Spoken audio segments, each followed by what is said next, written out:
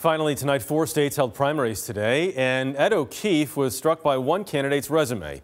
It includes 14 years of life. Ethan Sonneborn found a creative way to spend his summer vacation. Just read about you last night. Oh, great. He's running for governor of Vermont. Hi.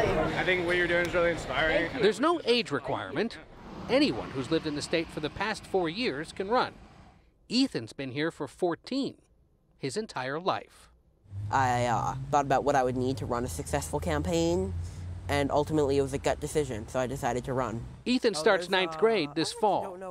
He says it was the country's response to the violence in Charlottesville, Virginia last summer that sparked his interest. I recognized that there was a new movement of leadership that could be doing better, new leaders who could actually stand up and say racism is bad. And you felt you could do that even as a 14-year-old boy? I do. I think that my campaign transcends age. Running in a crowded Democratic primary, he is literally the kid at the adults' table. I think Vermonters should take me seriously because I have practical progressive ideas and I happen to be 14, not the other way around. He's the campaign manager, he's the chief of staff. His campaign team is also young.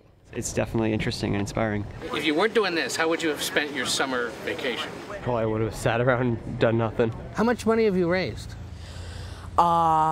Let's see, we have a campaign finance report due in a couple of days, so I'll tell you then. Spoken like a true politician. Voters like that Ethan is running. I think it's a great idea. But at the end of the day, would you vote for him? No.